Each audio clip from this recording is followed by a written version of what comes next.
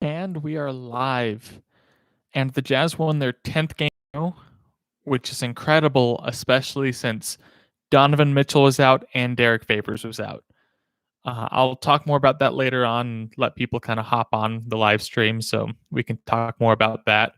But while I'm waiting for people to hop on, I just thought I'd share one of my favorite Kobe Bryant stories since that's kind of the thing that everyone's talking about. And it actually happened when the Lakers were playing the Mavericks. So the Jazz played the Mavericks, so I thought it was fitting. I thought about this because the Jazz won 10 in a row, and so that's two fives, two hands up, and Kobe won 5 rings, right? And so Kobe, they were playing the Mavericks. This is Kobe. He's older. He's injured. The Mavericks weren't good. They won their championship probably 2-3 years ago. And so there was some Mavs fan taunting Kobe Bryant, probably making fun of him because he was injured. So Kobe turns around at him, gives him his classic just cold stare, and just slowly raises up each finger on one of his hands. And then he just turns around. And so I love that he didn't have to say anything, but he roasted that fan. But it looks like people are showing up. Let's get back to the game. Let's get back to the Jazz. Awesome win. We'll get into it. I mentioned earlier, Favors and Mitchell were out. Mitchell, he had to go through concussion protocol, so I think the expectation is he'll be back next game against the Mavericks. And Favors, it said back soreness, so that's a little bit ambiguous. I'm assuming Favors will be back next game against the Mavericks as well, but even if they're not, the Jazz won by double digits against the Mavs without 2 key players, 1 key off the bench and their star in Mitchell. So I'll take a few minutes, dive through the team stats, dive through the box score. If you have any questions, anything that you want me to talk about, put it in the live chat right now. And after I kind of go through my thoughts on the game, I'll address the questions in the chat. So if you have any questions, put them there, and then I'll get to them here in a few minutes. But the interesting thing with the team stats in this game are the Mavs and the Jazz shot exactly the same from the field as far as field goals go. They both shot 42 for 91. So they shot the same number of shots. They made the same number of shots. The Jazz made 4 more threes, but where the Jazz really killed the Mavs were they just got to the line more. And I'm not sure if that's just they were being more aggressive or what. I know the Mavs, they played a much smaller lineup than the Jazz did. And something interesting is, so the Mavs, they have 2 big centers who could kind of push Rudy Gobert around, and Willie Cauley-Stein and Boban. Combined, those 2 players tonight, they played 5 minutes. So I'm curious if next game, I think it's on Friday, when the Jazz play the Mavs, I wonder if we'll see Willie Cauley-Stein or Boban come out and play a few more minutes to kind of contain Gobert, because Gobert went off for 29 points and got 20 rebounds. So obviously the Mavs, they don't want Porzingis really playing too much defense. They're afraid of him getting injured. And then Dwight Powell is too small to really do anything against Gobert. So Gobert was just eating up the rebounds and getting easy buckets on everyone. So I'm curious to see how the Mavs adjust for next game, but that's something to look out for next game. Every other stat category, pretty much, the Jazz just beat out the Mavs. Interesting thing is the Jazz had 6 more fouls than the Mavs, but they shot, 12 more free throws. So I guess the Jazz were just smarter with their fouls. But yeah, another thing to highlight. So going back to last win against the Knicks, the Jazz only had 6 turnovers. Tonight, they only had 10. So that is moving in the right direction. For a long time this season, we were seeing 15 plus turnovers every night. We saw a few 20 plus turnover games. And so if the Jazz are keeping it 10 below, or even just less than 13, I'm happy with. That's a huge move in the right direction. Also, there's been the Jazz have been in the news because of that Shaq Mitchell interview. And I feel like a lot of people have been kind of putting in their 2 cents on, is this Jazz team, are they good? They've been getting more news because they're second in the West right now. They're just I think half a game behind the Lakers. Maybe after this game, they might even be tied. I haven't checked. Um, and so people have been talking about the Jazz, saying, "Oh, are they actually good? Is this just a fluke because of their schedule?" But coming out tonight, like the Mavs, obviously the Mavs don't have a great schedule this year, but they're a good team. It's obviously they're still trying to figure stuff out with some new pieces. But they have Luka, who he played great. Kristaps Porzingis, like he didn't play great tonight. He had a couple like good plays, but he should be better than what he was, and maybe that's just the Jazz defense. And so I think this is really a huge deal for the Jazz, saying, "Hey, without Mitchell here, without Favors, we're shorthanded. We can still go and beat a playoff team." And that's a huge deal for the Jazz. It's showing that they really like. I know they're right now they're two in the West, but most people are thinking, okay, they're probably going to finish fifth, sixth again this year. But they're definitely top four team unless some crazy injury happens that puts Mitchell or Gobert out for an extended period of time. Let's hop over to the box score real quick, and then I'll get to the questions in the live chat. So nothing interesting with the Mavs. That's not really why we're here. I'll spend more time with the Jazz. Obviously, Luka, he did his thing. He got 30 points. There are a couple Mavs players on the bench that were positive plus minus, but that's really just because in garbage time, fourth quarter, the Mavs put in their bench, and the Mavs played pretty good in the fourth quarter because the Jazz had all but sealed the game at that point. So that doesn't really mean anything. The Mavericks never had a lead in this game. The Jazz, their biggest lead was 25. They came out hot, and I think after that hot start, it just demoralized the Mavs, and they had nothing to go from there, which was awesome to see for the Jazz because it's like if you can like kill a team's morale that early just by playing an awesome first quarter, and that's an easy win at that point. You don't really have to play the next three quarters, especially on like the back end of a back-to-back when you're already tired. Yeah, you don't want it to come down to the wire. Looking at the Jazz, some key players, obviously Jordan Clarkson, he led all scorers with 31 points. That was awesome to see, especially Mitchell gone. We normally rely on Mitchell for most of the points. Obviously, Jordan Clarkson's a great scorer. He saw a boost in minutes tonight. He took advantage and he was awesome. Gobert was right behind him with 29 points and 20 rebounds. I mentioned that before. That was awesome, and I hope that kind of helps everyone else outside of like who aren't Jazz fans realize how good Rudy Gobert is, because we've been talking ever since forever pretty much about how Rudy Gobert is an all-star center. He is an amazing center. He's just not a box score guy. But tonight Mitchell's gone.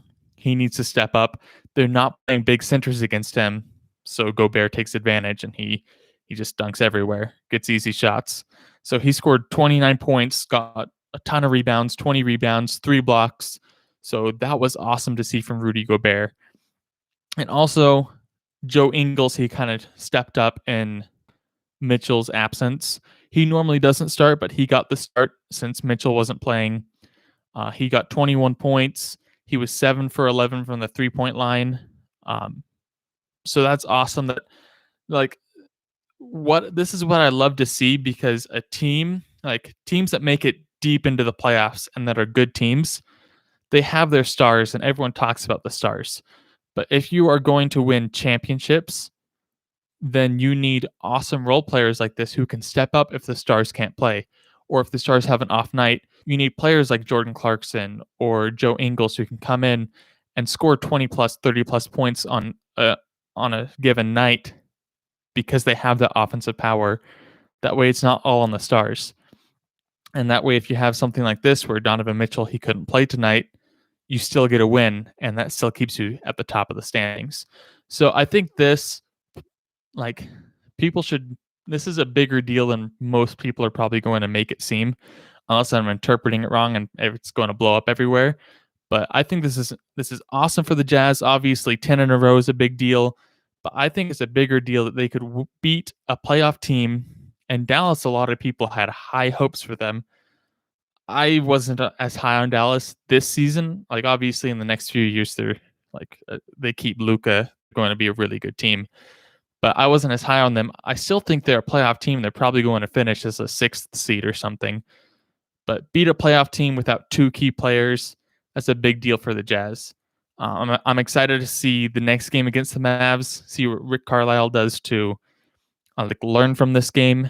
I'm not saying next game's a pushover game, but the Jazz will have their full lineup.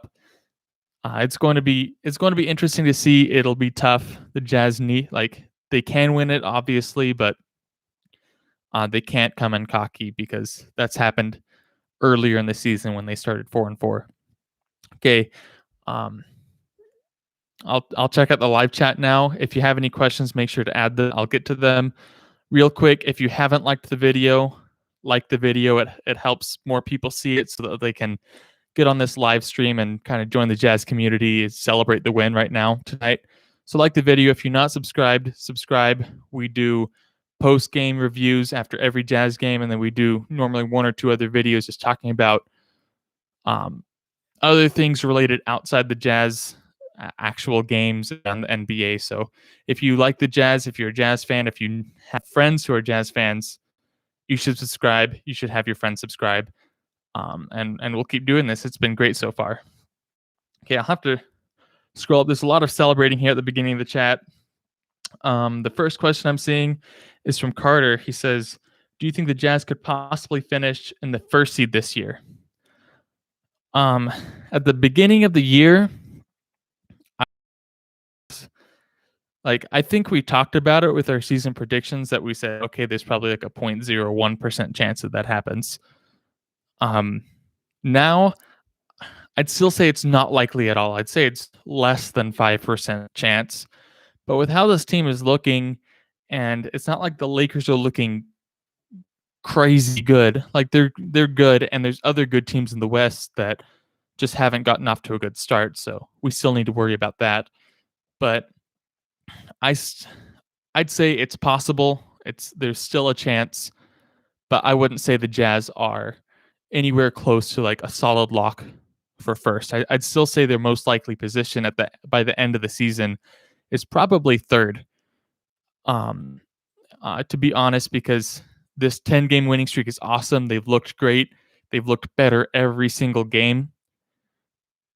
But the reality is most of these games have been non-playoff teams or like 8th seeds.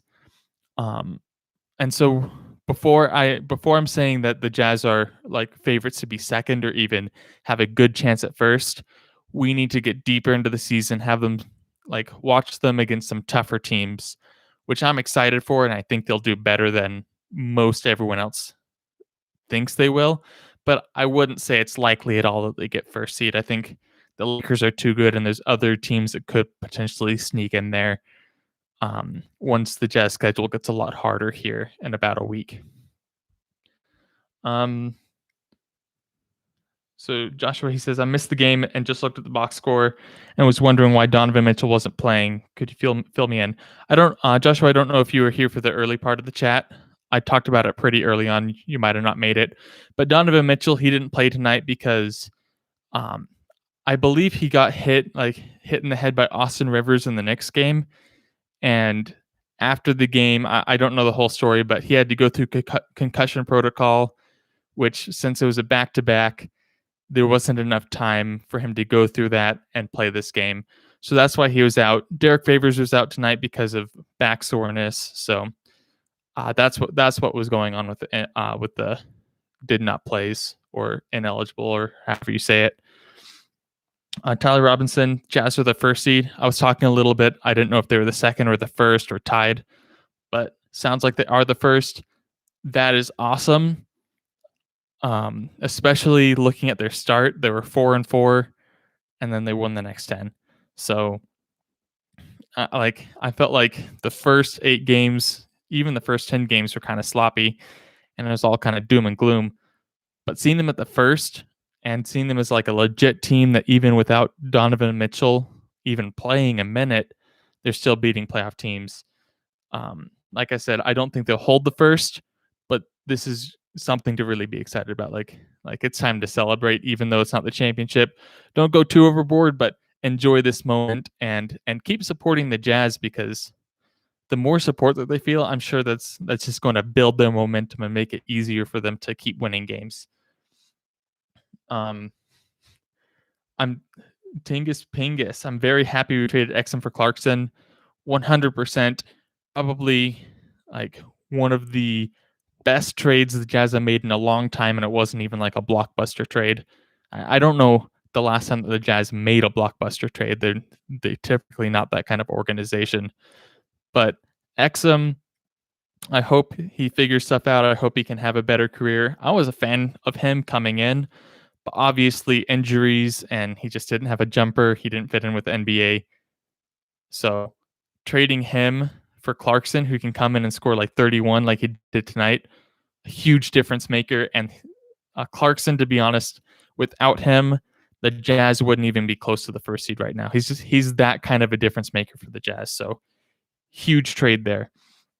So Corbin Brown, he asked, do you think the Jazz have a legit chance to make the finals? I thought they had a meh chance, like a decent chance before the season. Because before the season, obviously everyone thought Lakers were making it through the West. So it would be like, barring an injury, it's impossible for any other team to make it out of the West. From what I've been seeing from the Jazz recently, and obviously this is subject to change, like I said, it's been against like not solid teams, not teams going for a chip this year. I'd say that they do have, like, out of all the teams in the West, second or third best chance. And that's not just me copying their seeding, because there's teams that have good seeding that I know they're not playoff teams. I think this Jazz team is a playoff team, and I think even if they did go head-to-head against the Lakers, there is that slim possibility they beat the Lakers. If you ask Nate, who's my co-host on this channel, he says only if the Lakers have an injury at this point. And I'm sure if the Jazz keep winning like this, he may change his mind. But I'm a little more optimistic there, that I think the Jazz have a chance against the Lakers in a series. So I'm really high on them. I'm really optimistic. Hopefully they don't prove us wrong here. Jazz teams in years past have, but I do feel this team is different. I wouldn't put everything in on it, but it's time to support this team. It's time to get excited, especially since we're probably going to see this basic roster kept together for several years, and I don't see them slowing down anytime soon. Why didn't Carlisle put Boban in? That is a question I ask myself all the time, because I feel like Boban, he is a fan favorite. He's fun to watch play. But for real, when he's in, he makes plays for the Mavs. Obviously, he's not a great defender. He's not fast, so he does kind of ruin the system. But he's kind of like a cheat code. You get the ball, and if he's 3 to 5 feet from the hoop, he can just dunk it standing.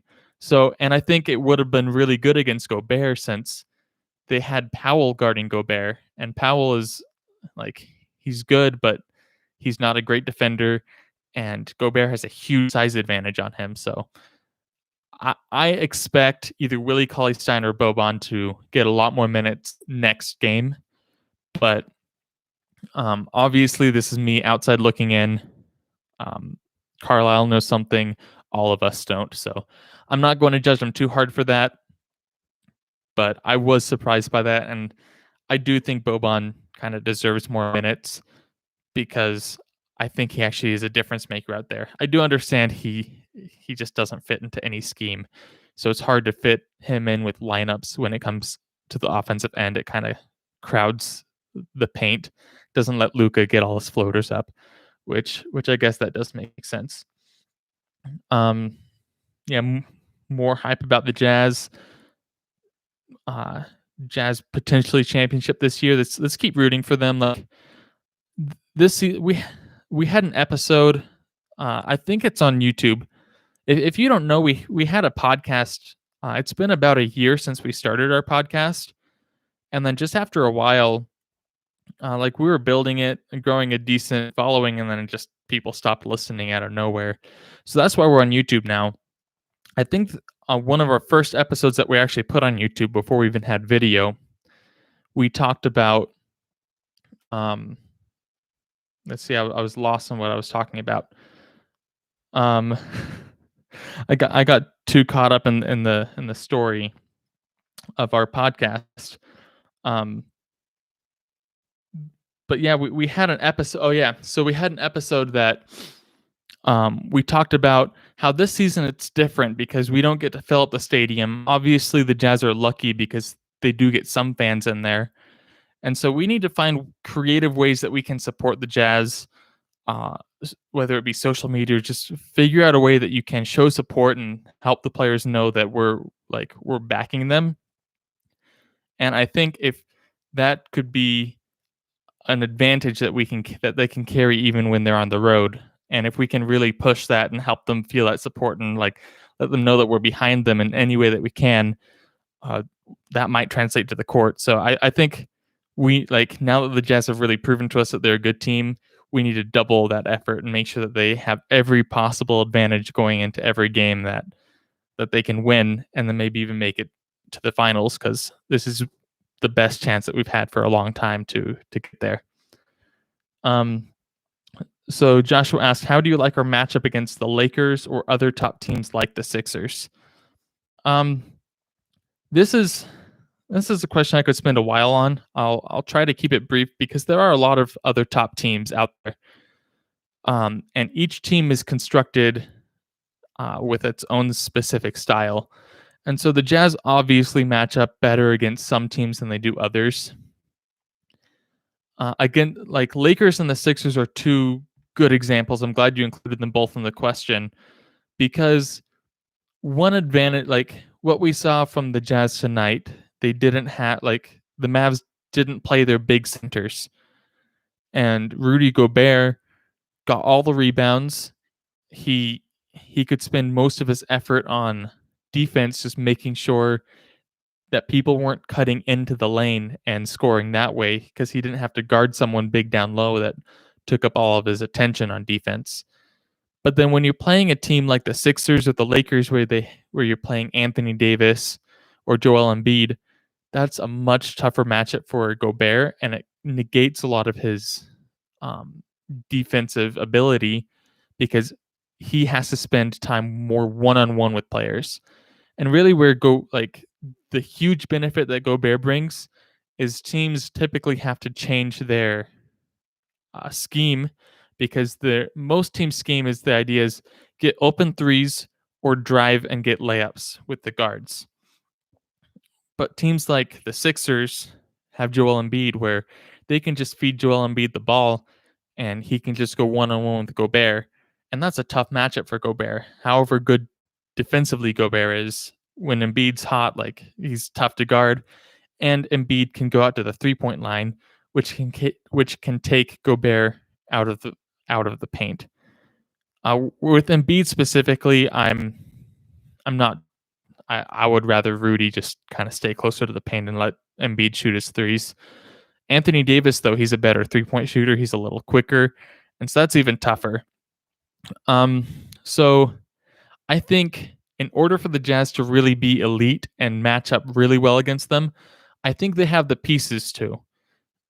Obviously, we're seeing they have a lot of offensive firepower, both starting lineup and bench.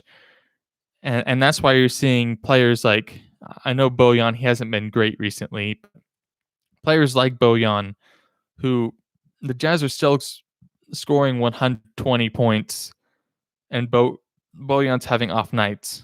So with the Jazz being able to do that, that is huge because they have the offense. I think what the Jazz, to take the next step, the next thing that they really need to work on, is get their perimeter defense locked up, so that when the Jazz do play teams with great centers like the Sixers and the Lakers, Gobert can spend more one-on-one time on the superstar, and it doesn't kill the Jazz defense, because the perimeter defense can keep people out of the paint by themselves. So I think it's possible they'll match up really well, but it is a scheme thing, and there still needs to be work to be done on the Jazz part for me to feel really, really comfortable with those kind of matchups. So another question, Jazz fan 987, on a scale of 1 to 10, what % chance would you say the Jazz have to make the Western Conference Finals? It's always tough to put a number to something. A lot of times they do throw out random percentages. But to be honest, I would say a 4, and that sounds low. And I know I was being all optimistic before. I say 4 just because it's tough to get to the Western Conference Finals. Teams that get there, like, it's tough. There's normally other teams that are just as worthy that make it. And so I'm kind of taking in like that into account, that maybe the Jazz just don't have a good series, or maybe they have 2 bad games in a series, and that's what it comes down to. So I think the Jazz are very capable of making it, but when you factor in the difficulty of playoffs, I don't think any team except for maybe the Lakers, like any team in the league other than the Lakers, I would give over a 5 at this point. So I'd say a 4 is pretty good. Maybe my scale is off. Maybe you want 10 is the best chance. Like Lakers are 10, and then in that case, maybe I put the Jazz at a 7 or 8. Depends on how you want to put that scale. In that case, I was putting 10 as like they're 100% making it. Boban is so disrespected by Rick Carlisle. I 100% agree. Boban is the GOAT. Let's see. Yeah, let's see. Okay, I know this is early on, but Mitchell and Favors out tonight, and our guy stepped up. I feel like depending on how we are against the Clippers and Lakers coming up, we can see if we have a legit shot. And I think this kind of follows up with it. If the Jazz can get all the fans come playoff time, then we're unstoppable. Michael Jordan has talked about how hard it is playing with the Jazz fans. So both of those, I guess they weren't connected, but it's true. I feel like these have been things that we've been talking about. Jazz fans are awesome, but it's tough to be Jazz fans now because you can't go to the stadium all the time. But also, we've been talking about the schedule, and I feel like kind of like a broken record at this point. I keep bringing it up. Carter brought it up as well, but it is a true point. The Jazz have a tough schedule coming up. If they can keep this winning streak going, or even just like win 80% of the games and like keep hot like this, then everyone's going to have to respect the Jazz and realize that even though they don't have the biggest names in the NBA, they're a legit team and they're a legit contender. But yeah, like I'll keep saying it. I guess I only have about a week and a half before the schedule really starts getting hard. So we don't have that much time to wait and see. So I'm excited to see how that goes. Right now, I'm hoping the Jazz just stay focused on beating the Mavs next, and then the Nuggets next, and keep that winning streak going. Do you think there's truth to Shaq's comment about Mitchell? So Shaq's comment was basically, and it was weird because if you listen to their conversation before, it was like, I see where Shaq was coming from, but the comment that he told Mitchell was that Mitchell did not have what it took to like be the first option on a championship team, right? That he didn't have what it took to take. He doesn't have what it takes to take that next step to be a superstar. I'm not going to talk much about the superstar because I think that is like superstar is really a fan thing. I feel like superstar is more judged by how marketable you are and to how large of an audience rather than how good you are at basketball. So like Michael Jordan, obviously he's amazing at basketball, but like Michael Jordan and LeBron James are the most marketable players ever. So obviously they're superstars. But Carmelo Anthony, he might have not, like, he was really good at one point, but he was definitely a superstar because he was super marketable. But maybe there were other players that were like an Andre Iguodala back when Iggy played on the Sixers. But I'm kind of going off on a tangent, irrelevant. But I'll spend more time on the do I think Mitchell can be the number one player on a championship team? Right now, my stance up until just recently has been I don't think he is. I think he can be. So I think he does have what it takes. I don't think he's there yet. Um so in short, to answer your question, I think there was some truth there. But that's how Shaq was seeing it, and obviously like how Shaq worded it, you don't know if he actually thought it or if he was just trying to fire him up like he did with Joel Embiid last season. So I guess there was some truth there. I don't think he was 100% right. I think Mitchell does have what it takes to take that next step, and he might have taken the next step even though his stats aren't like mind-blowing at this point. I feel like being like a good teammate and making sure that the team is winning is more important than scoring your 35 points and getting like 10 assists and 5 rebounds or whatever Shaq expects out of him. So we'll see, and I feel like the story of this Jazz team is this team is good whether it shows up in the box score or not. Just like Gobert, we know how good he is, even though he's averaging I don't know what, like 18 points and 12 rebounds, which is good, but it's not like you see that stat line and you're like, okay, they're a good center, but um they're not like a franchise center, right? So yeah, I guess that's my take on that. Do you think the Jazz should make a trade? If so, who do you think we should get?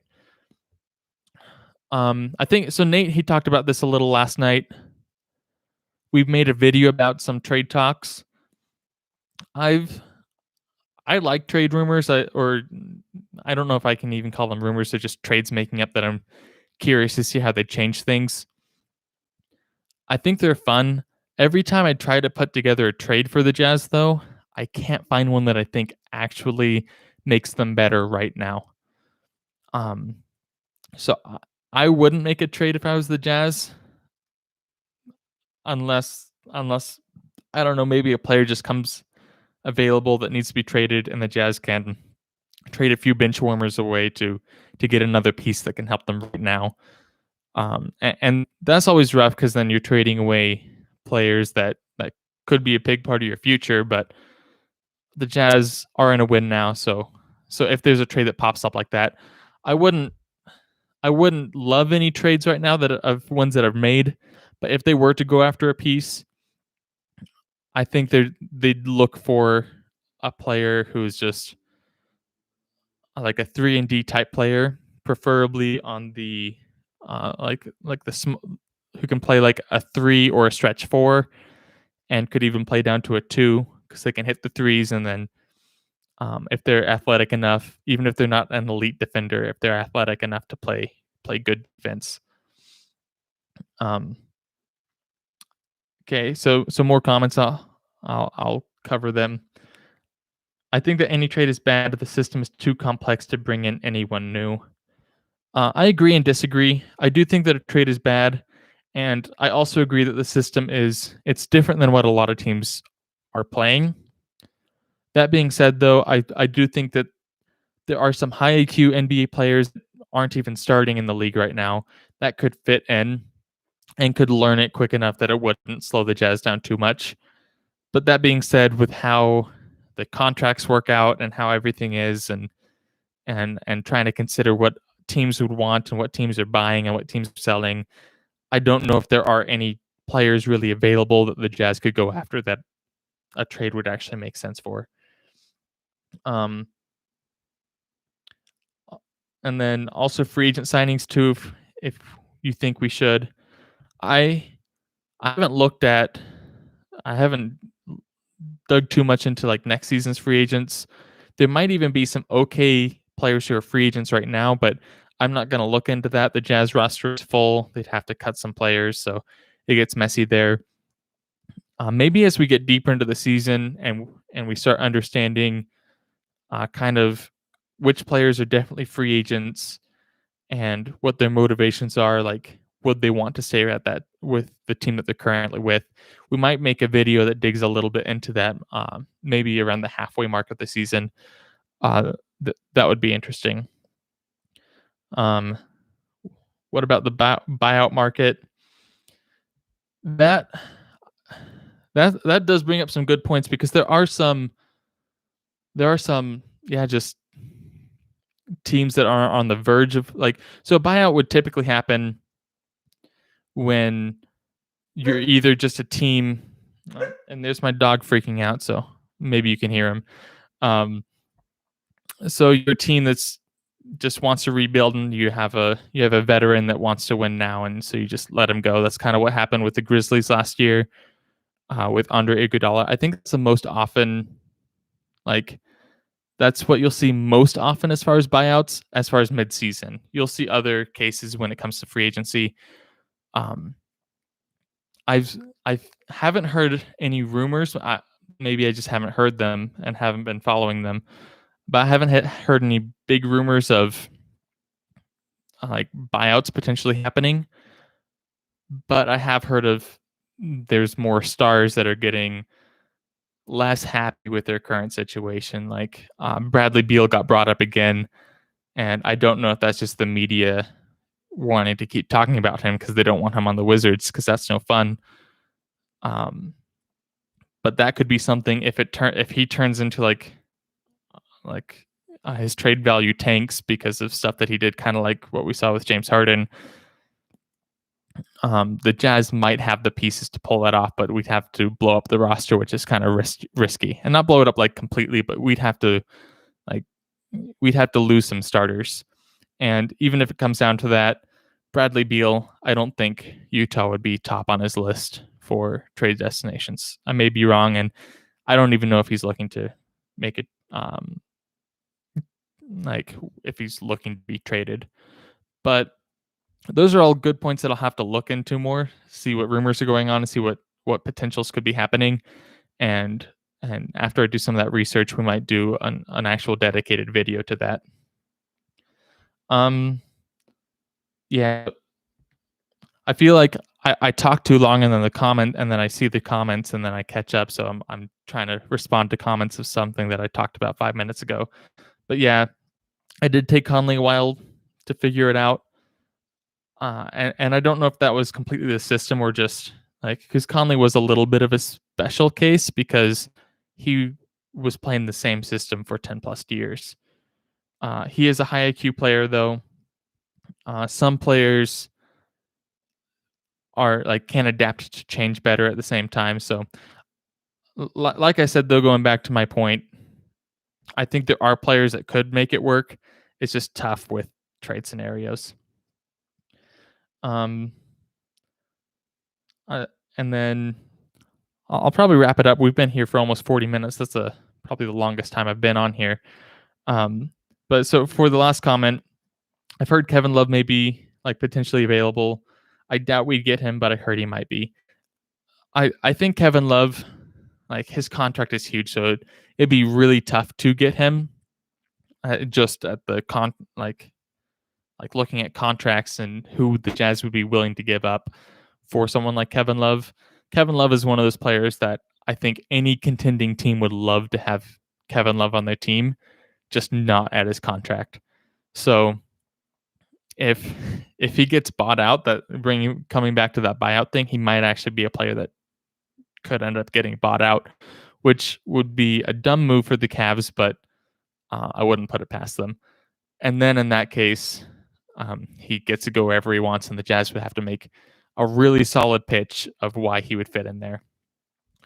But yeah, that's kind of my take on like where the Jazz are. Obviously, I'm super hyped about this 10-game winning streak. The Jazz are looking good. I'll end this here. If you have more comments like buyouts that you think might happen, trades that you think might happen, put them in the actual comment section, not in the live chat.